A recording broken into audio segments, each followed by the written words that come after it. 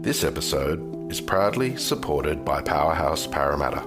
Powerhouse Parramatta will open in 2025.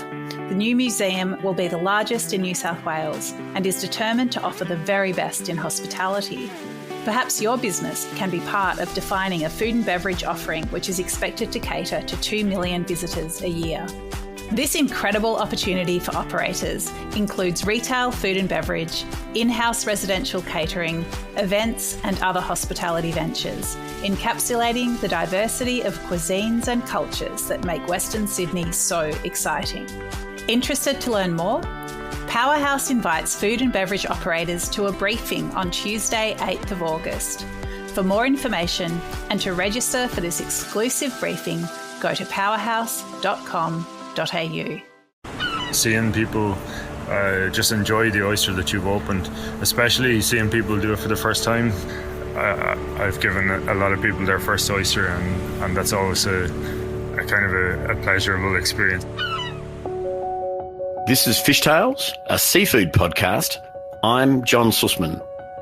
A few thousand soused revellers are gathered under a massive tent that faces the water as the sun sets across the beautiful Wodonga Inlet.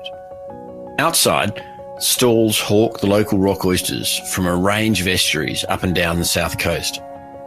We are in Narooma at the annual Oyster Festival, a regional celebration centred around the indigenous rock oyster and held every May. Narooma and the festival is ground zero for the most zealous of oyster lovers who carry tray after tray of the freshly shucked molluscs to the cocktail tables surrounding the tent. They eat, they drink, and they wait for a rousing competition to unfold among the country's best oyster shuckers. Back inside the tent, there is an event which is held annually and creates more competition than the Melbourne Cup, is more hotly contested than any local elections, and for the winner, 12 months of unbridled respect from all in the seafood industry. The Narooma Oyster Festival Shucking Competition is a place where legends are made. This year, festival organisers have sprung a ring-in on the event, but not just any old ring-in. They've brought in World Champion Oyster Shucker, Irishman Stephan Nolan. I'm Stephan Nolan from the west of Ireland, the west coast of Ireland, Galway. I am an oyster shucker, and I hold a few different titles at the moment. I'm the World Champion Oyster Shucker. Okay, so Clarenbridge is my local village, and it has the tagline of the home of the oyster. So for centuries and through the famine and onwards, the oyster has been a very important food in that village, and an important source of income for the locals as well. Over the years, we've developed an industry there and become exporters of oysters, of Irish oysters. And my own father and my brother are fishermen, full-time fishermen out of that bay still. So I was brought up around oysters and introduced to oysters from an early age, and then over time I developed a knack for opening them or shucking them, which as I worked in a seafood restaurant, a local seafood restaurant, Moran's Oyster Bar, I learned there from my uncle Vincent Graham, who was a former world champion. The Irish, like New South Welshmen, are rightly proud of their indigenous oysters. Until the recent invasion of the Pacific oyster species, the indigenous Irish edulus is as unique as the rock oyster of New South Wales. Yeah, so predominantly they'd be eaten in an oyster bar or a restaurant, seafood restaurant, and they'd be opened as ordered. But you can buy oysters in a seafood shop as well, but you'd never see them sold opened, already pre-opened. So then shucking becomes more of a desirable technique and a skill that people need to have if they're going to buy oysters at all. It's possibly a hindrance to people eating oysters because it can be difficult to learn, but once people figure it out, it's straightforward enough. So I haven't come across pre-opened oysters outside of outside of Australia, I've not really seen that as a thing that's done. And of course, I wouldn't necessarily recommend it, but if it's the only way people are going to eat oysters, then that has to be to it, I suppose. Unfortunately, very few Irishmen are dab hands at opening oysters, and so we don't have a massive consumption of oysters in Ireland at all. I'd say more than 90% of our oysters are exported to France or to China or Malaysia, into the east anyway. So yeah, I've tried to develop a bit of a culture in Ireland with so I tried to set up an oyster cart, an oyster truck. One of the growers in Donegal, Edward Gallagher, supplied an oyster cart for me, and I went out 2 weekends and I maybe sold half a dozen oysters over the 2 weekends, so it wasn't too profitable. So I gave that up, and I think that's the problem with a lot of our shuckers have to come to a point when they need to make money, and so they move on from shucking, and so it's not a skill that's kept or honed. But I guess that's the same across the world. Most of the shuckers I know are maybe in their 30s or 40s, and they're not full-time shuckers. They're people who have restaurants or other businesses, some oyster farmers maybe, and they do shucking as a part-time thing. Being able to shuck or open an oyster is a social skill, something akin to removing the cork from a bottle of champagne. A must for any mature gourmand over the age of 18. For others, it's a profession. For a rare and elite few, it is the competitive oyster shucking circuit that draws them in. Regardless of where the journey takes you, the first shuck is a time often tinged with both joy and pain. So it's never successful the first time. So there's a lot of butchered oysters in my past, unfortunately. But you have to go through a few to get the hang of it, the technique. So it would have been my uncle Vincent Graham that showed me the technique initially. You get an opportunity to open them and to shuck them, but it's done at a fast pace and it's quite demanding. So yeah, you're shown how to do it. You have to glove up and try it, and it's a lot of kind of exertion initially because the technique isn't there, so physical force is being applied where it needn't be necessarily. So over time you develop the technique then and you get better, but at the start there's always a lot of wrestling with the thing and trying to tap it off the wall or blow on it or do something to try and get it open. Choosing a career in competitive oyster shucking seems to be a unique choice, but one which has clearly paid handsomely for Stephan Nolan. After working in the restaurant for a couple of years, there was a local oyster festival. So the Galway Oyster Festival is the oldest in the world as far as I know. It's 65 years old. And so that originated in my local village, Clarenbridge, and then moved into Galway eventually. But Clarenbridge have reignited their own local festival. And so we had a little competition there, just local guys that over the years would have picked up the skill and would have some dexterity in open oysters. And so I entered that competition and I came sixth. I think I wasn't too good at the time, but I spent 2 weeks then just practicing really intensely practicing and trying to get better. And so 2 weeks later I entered the Irish competition. It's probably 15 years ago at this stage. And so one guy broke his knife and another guy dropped an oyster and couldn't find it. And so I managed to come fourth in that competition. And then because of that result, I got a wild card to the European oyster opening competition out in Sweden. And so that was 3 months later, and I practiced some more and tried to get better at the technique, not so much on the speed, but just on the technique and opening cleanly and without damaging the oyster and doing it correctly. And so in this European competition then, which had the top 2 or 3 from 10 countries around Europe, let's say, I came 6th at my first attempt again. So I got the bug then, and I started to get this obsession for trying to do this as well and as fast as possible. And I don't know if you've competed in an oyster shucking competition, but the adrenaline rush you get from it is the thing like other sports over the years. But because it's such a short time frame, you're working at speed with a knife and trying to do something really technical.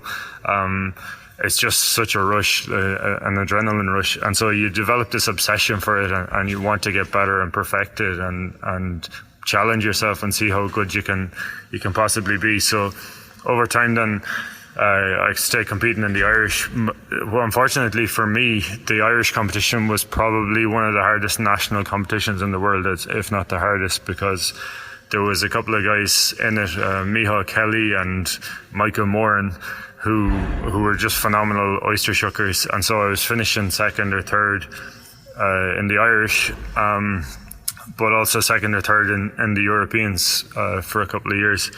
And then, so for 9 years, myself and Michael Moran went back and over. Between us, we won the Europeans every year. So he won 5, I won 4. It's to the point where the Europeans had to develop a new competition called the Nordics, which just excluded the Irish. So yeah, over the years then, it became an obsession for me, as it does for anyone who gets really good at the sport. And so, yeah, I just practiced and entered as many competitions as I could, and over time then won some Europeans and won a couple of World Cups, and then eventually won the World Championship in 2019. And technically, because of COVID, I've been the World Champion for 3 years, but that's only because we haven't been able to run it again since. The world of professional competitive oyster shucking is an exclusive club. Along with hurling and Gaelic football, it seems to be dominated by men in green. The Irish National Oyster Shucking Champions seem to covet both the European and World Shucking trophies with monotonous regularity. 65 years ago, when the Galway Oyster Festival started, they had a little oyster shucking competition. It would have been a few local lads that worked in the different oyster bars around, and over time that developed, and they started to invite international guys over and started the World Championship. So it's in Galway every year. The top one person from each country, from maybe 20 different countries, is invited over, and they compete. Over the years, it's historically been the Irish have been quite good at it, Swedish, Canadians and Americans. We've had some Australians over it. I think even an Australian guy has won it at one point. But yeah, Jimmy Wilde, yeah. He would have been friends with Vincent Graham, my uncle, I think. And so, yeah, some phenomenal oyster shuckers over the years have come over and competed. But what's unique about it, and I guess makes it unfair to the international guys coming over in a way, is that it's the Austria Agilis, the European flat oyster, that's opened exclusively in that competition. And so a lot of guys, it's their first time seeing that oyster. Like for me, coming down here, it's my first time seeing a rock oyster or getting to open one. So yeah, it's unique in that sense that it's just the Austria Agilis that's opened, and so it's a new challenge, a new technical challenge for a lot of the guys. There's a guy, Eamon Clark, in my mind, he's the best shucker in the world, easily enough. He's a Canadian guy from Rodney's in Canada, in Toronto. And he's with every other species of oyster, there's no one even close to him as far as I'm concerned. And then he comes over, and the Agilis is just such a unique challenge for him. He's only ever finished second or third. It's in the World Championship, and so yeah, it's just a different technique and different skill, I guess. So yeah, that's the World Championship. For some, the preference is to enter from the front. For others, it's the rear. Whichever the port of entry, a good shuck always requires expert technique, which, whilst often improved by a strong tool and endless practice, also requires natural aptitude and a fearless commitment to pleasure. It's a completely different technique. It's rear technically, but it's all done in the hand, and it's done with a blade that resembles more a butter knife than an oyster knife.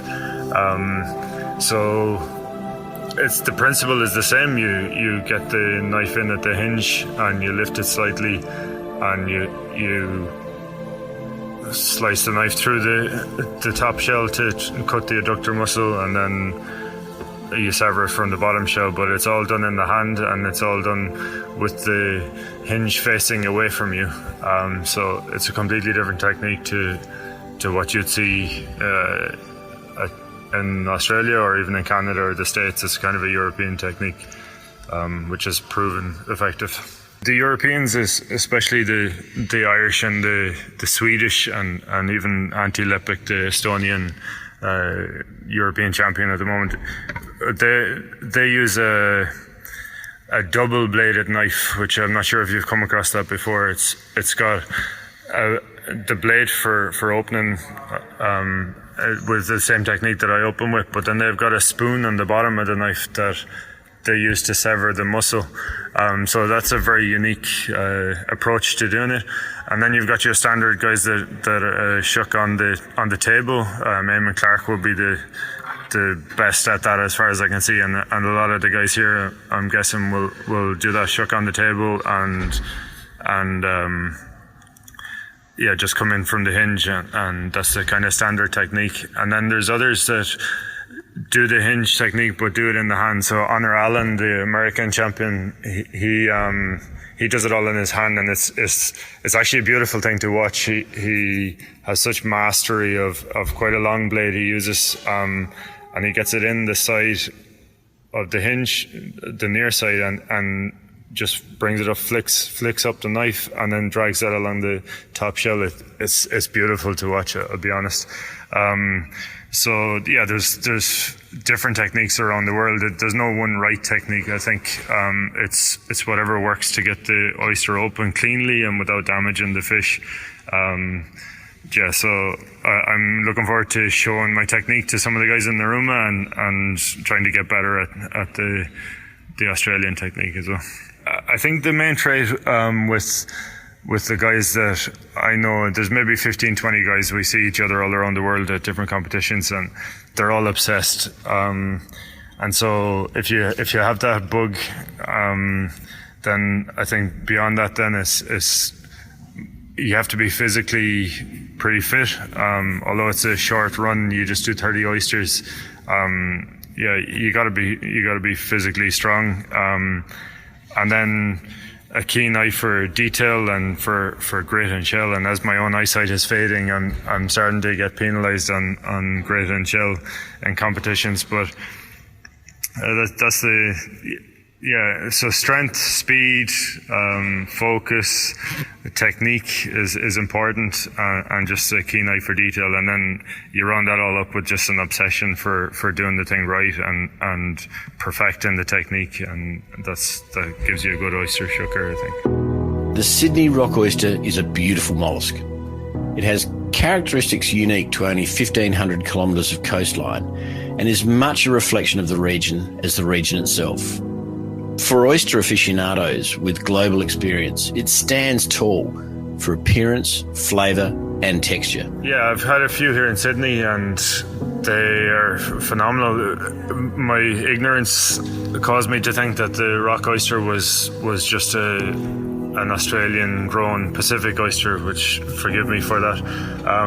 But I've realised now it's a very unique thing. I've got the book and the whole lot, and I'm studying up on them, and they're an interesting one because they're quite small. They're quite delicate, the shell, at least the ones I've come across so far. The shell has been quite delicate, and so you have to be gentle with them. But I've started using the technique I use for the European flat oyster, coming in holding it in my hand and coming in from the back, like with the hinge facing away from me, and that technique is working well actually. So yeah, they're interesting for opening.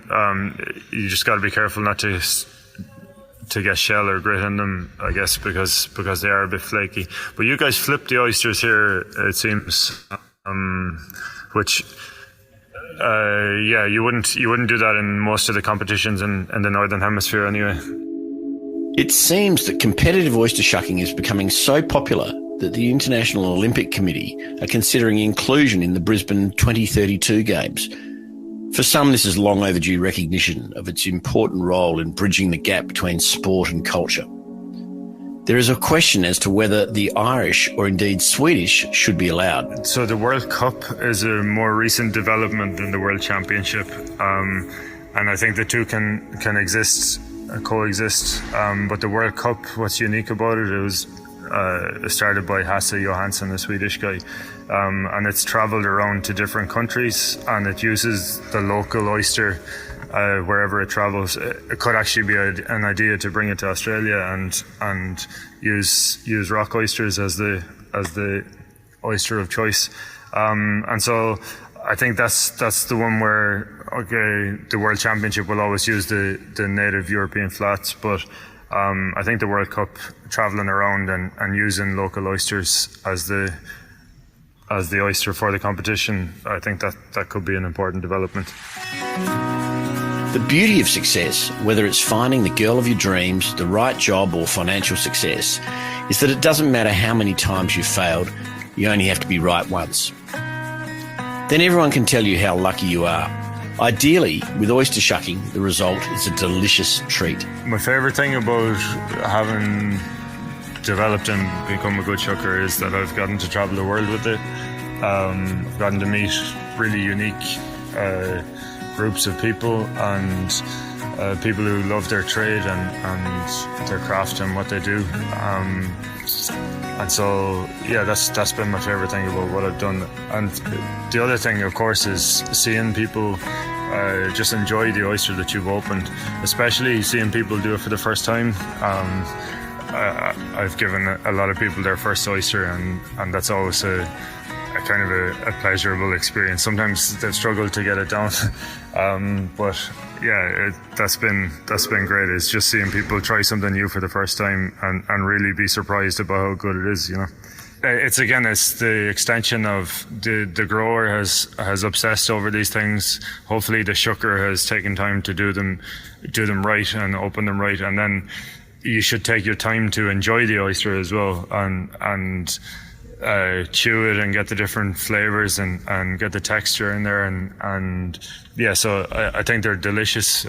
Generally, oysters are, and when you get a really good oyster, I don't think there's anything like it in food. It's just perfection.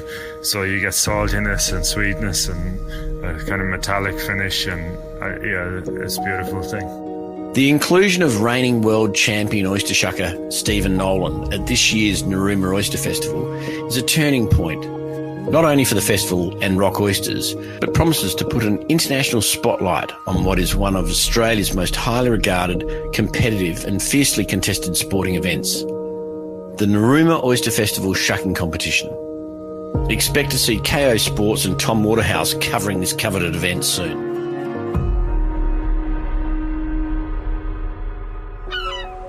This is Fish Tales, a seafood podcast. A Deep in the Weeds production. I'm John Susman.